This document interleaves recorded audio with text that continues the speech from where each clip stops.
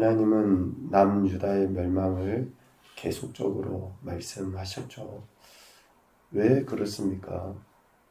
그들의 악행이 많고 죄가 많아 하나님께서 경노하셨기 때문에 그렇습니다.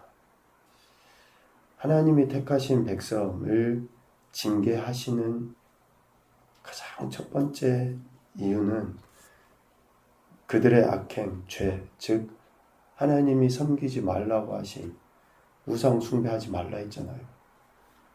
하나님 외에 다른 신이 없다라고 말씀하시고 각양의 것들, 특별히 가나안 땅에 있는 그런 우상들을 섬기지 말라라고 말씀하셨음에도 불구하고 그들의 악행, 죄가 많은 거죠. 그래서 비록 세상에서 건져내서 택하신 백성이 되게는 하셨지만 그들을 다시 바벨론 포로로 돌려보낼 수밖에 없는 그런 상황에 이르게 된 겁니다. 이런 상황에 하나님은 예레미야 선지자를 통해서 지속적으로 경고하셨고, 예레미야 선지자뿐입니까? 이전의 선지자들을 통해서도 계속 그 이야기를 하신 거죠. 그리고 오늘 34장에 시드기야 왕에게 마지막으로 경고합니다. 하나님의 말씀대로 순종해야 할 것을 가르치는 거죠. 오늘 1절에 보면 이제 본격적으로 바벨론의 공격이 시작되었음을 알 수 있어요. 느부갓네살 왕과 그의 모든 군대와 그의 통치하에 있는, 그러니까 바벨론 느부갓네살 왕이 이렇게 점령한 그 주변에 크고 작은 그런 나라들이 함께 힘을 모아서 예루살렘과 그 성읍을 치게 됩니다. 주변의 모든 나라들이 힘을 모아서 남유다를 공격을 하죠. 그래서 7절 말미에 보니까 모든 성읍들이 점령을 당하고 라기스와 아세가 이것들만 남는 거예요. 그러니까 실질적으로 예루살렘 성 하나밖에 이제 남지 않는 그런 모습이 된 거죠. 바벨론 제국 내에 있는 여러 나라들이 힘을 모아서 동시다발적으로 유다를 공격하고 예루살렘 외의 주변의 모든 성읍들을 점령해버린 그런 상황에 하나님께로부터 예레미야에게 말씀이 임하게 됩니다. 예레미야 입장에서 한번 봐보면 예레미야 입장에서 얼마나 힘들고 불편하겠어요. 얼마나. 우리가 좋은 이야기도 잠언에도 그렇잖아요. 남에게 축복하는 말도 아침 일찍부터 하면 저주하는 소리처럼 들리는데, 그러니까 좋은 이야기도 자주 하면 저 사람 본심이 맞을까? 라고 의심할 정도로 그러잖아요. 정말 예쁘고 잘생겼네요. 잘생겼네요. 계속 그 이야기 하면 저것이 나 놀리는 거 아니야? 진짜로 내가 잘생겨서 이야기하는 거야? 그냥 그런 당연한 의심이 들잖아요. 좋은 이야기도. 그런데 하나님께서 예레미야에게 하라고 하신 그 말씀은 남유다의 멸망이잖아요. 그것도 한번 그렇게 말씀하셔서 멸망당할 상태까지 놓였으면 그대로 내버려 둬도 되잖아요. 앞에 잠깐 본 것처럼 예루살렘 성 외의 모든 것들이 다 멸망당해버리고 이제 정말 왕궁 하나 그거 조금 남은 거예요. 그런데 거기에다 또 대놓고 하나님이 이렇게 이야기하라고 하는 거예요. 얼마나 예레미야 입장에서는 힘들고 어려운 이야기일 수밖에 없지 않을까, 그런 생각을 하는 거죠. 모든 성읍을 칠 때의 말씀이 여호와께로부터 예레미야에게 임하였다. 그런데 그 임한 말씀이 어떤 말씀입니까? 2절 하나님께서 예루살렘 바벨론 왕 손에 넘겨 불사름을 당하게 하실 것이다. 지금 이런 상황인지 모릅니까? 시드기야나 예루살렘 주민들이 이런 상황에 다닥쳤는지 모르냐고요. 아니, 뻔히 눈으로 봐도 자기들이 지금 멸망당하고 있는 상태인지 알잖아요. 그런데 하나님께서 예레미야에게 이 말을 하라고 하시는 거예요. 선지자의 숙명이지만 하나님의 한 번 정하신 뜻은 결코 바뀌지 않는다라는 것을 다시 한번 이야기하셔요. 그러니까 하나님의 심판이 임하기 전에, 하나님의 징계가 임하기 전에 제발 빨리 깨닫고 돌이키는 것이 상책이에요. 가장 좋은 방법입니다. 지금 당장 멸망할 것처럼 보여요. 누가 봐도. 그런데 하나님은 그렇게 말씀하라 하시는 거죠. 당하게 하실 것이다. 3절 전반부에도 이야기해요. 시드기야 왕이 느부갓네살 왕의 손에서 벗어나지 못하고 반드시 사로잡혀 그의 손에 넘겨져 바벨론 포로로 잡혀가게 될 것이다. 참 무거운 이야기지만 예레미야는 하나님의 말씀이기 때문에 전할 수밖에 없는, 하나님이 남유다와 시드기야에 대한 그 징계 계획하심을 선포할 수밖에 없는, 이렇게 포로로 잡혀간 시드기야가 느부갓네살 왕을 대면하여 보게 될 것이고 느부갓네살 왕이 한 말을 직접 듣게 될 것이다 라고 3절 하반부에 이야기하고 있습니다. 이 말씀은 뭡니까? 포로로 잡혀간 시드기야가 오직 포로로 잡아간 종주국인 느부갓네살 왕의 처분에 따라 살거나 죽임을 당할 수밖에 없는 존재가 된다.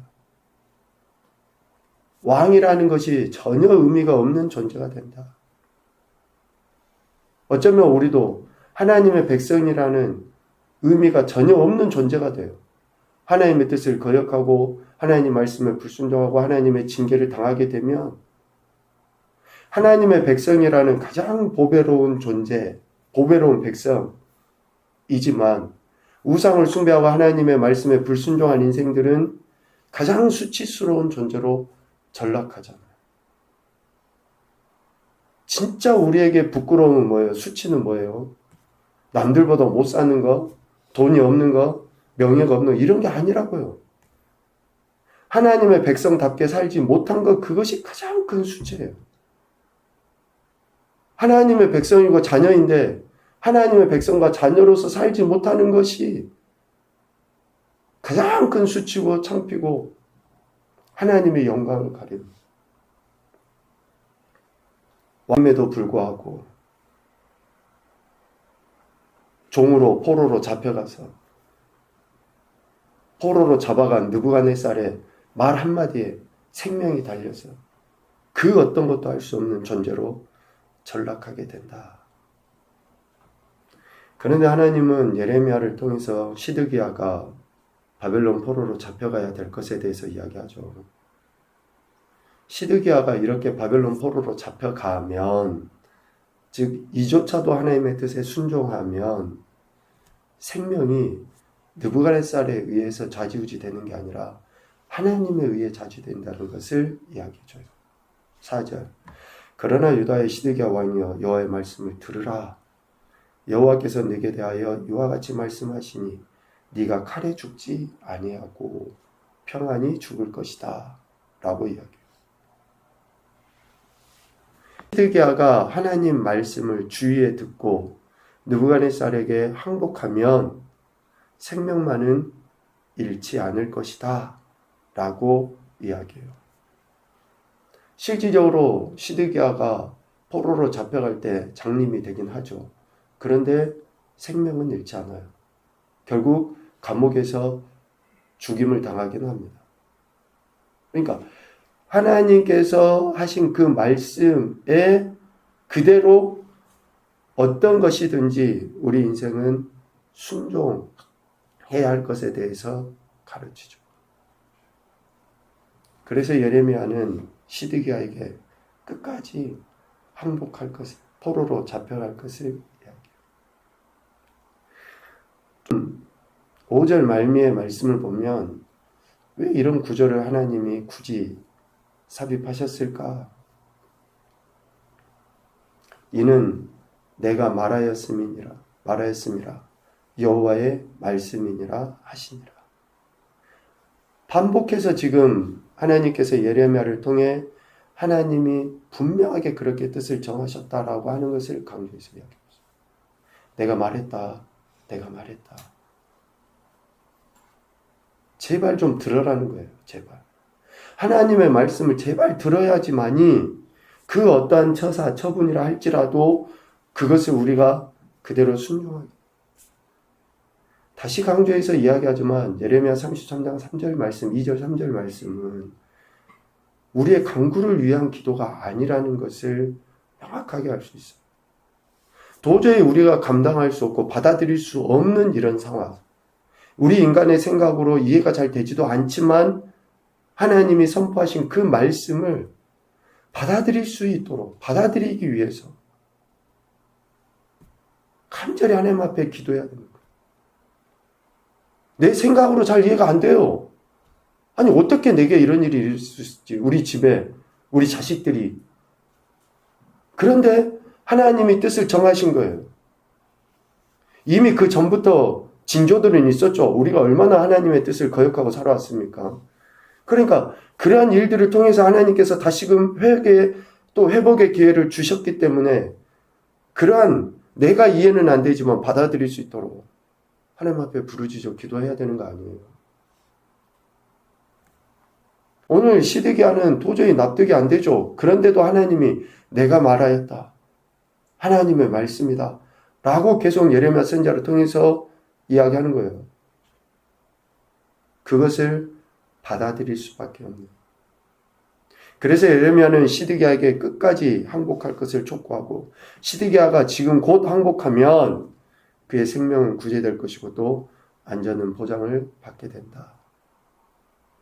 그러나 항복하지 않으면 어떻게 됩니까? 왕과 백성, 성의 모든 것이 참혹한 비극을 맞게 될 것이다 라고 경고하고 있습니다. 예레미야는 시드기야에게 참 무겁고 힘들지만 이 모든 말씀을 있는 그대로 전하였죠. 자신에게 하신 하나님의 말씀을 가감없이 전한 거예요. 예레미야가 이렇게 할 수 있는 것은 사람이 아니라 하나님만을 경외했기 때문에 가능한 것이고 그 어떤 것도 두려워하지 않았기 때문에 가능한 것입니다. 하나님께서 지금도 이 시대에도 경고하셔요. 우리 각자가 하나님을 경외하고 하나님 말씀에 전적으로 순종하게 돌이켜 회개하고 하나님 선하신 뜻에 올바른 반응을 보이며 살아가기를 하나님은 기대하고 계십니다. 그래서 하나님께서 우리 각자에게 하신 말씀을 듣기 위해 우리는 겸손히 무릎 꿇어 기도해야 되고 또 들은 말씀을 순종하기에 몸부림치며 기도해야 하는 것이죠. 첫 번째 교훈입니다. 하나님의 말씀은 선이다. 시드기야 입장에서 남유다 입장에서 이해가 잘 안 되겠지만 하나님의 말씀은 선이에요. 우리 개개인에게도 동일하십니다. 두 번째, 하나님의 말씀에 가감없이 있는 그대로 전하고 받아야 한다. 전하는 것도 가감없이, 받는 것도 가감없이 그대로 받아야 돼요. 그래서 각자는 내게 주신 하나님의 말씀으로 아멘해야 하는 겁니다. 누구 다른 사람이 아니라 하나님이 지금 내게 말씀하시고 있음을 겸손하게 받아들여야지 그것이 살 길이고 회복의 길입니다. 세 번째로 사람이 아닌 하나님을 경외할 때에 말씀에 대한 바른 태도를 보일 수 있다. 하나님을 경외하십시오. 두려운 마음. 지금 이 순간도 하나님이 보고 계시고 하나님 앞에서 예배하는 것이고 하나님이 우리 삶의 주관자이신 것을 인정하셔야지 돼요. 그러한 경외함이 있을 때에 바른 태도를 보일 수 있고 그러한 태도가 우리의 삶의 모습들, 상황들을 바꿀 수 있습니다. 우리 각자가 그렇게 하나님 앞에 설 때에 하나님께서는 더 큰 은혜들을 베풀어 주시는 것이죠. 오늘도 저와 여러분에게 구원의 은혜를 베풀어 주신 하나님의 선하신 뜻에 합당하게 순종하여 더 큰 영광을 올려드리시고 보배로운 백성이라는 이 아름다운 지위를 다른 많은 사람들에게 증거하며 나타내 보이는 그런 귀한 복된 한 날이 되실 수 있기를 주님의 이름으로 축복합니다. 아멘.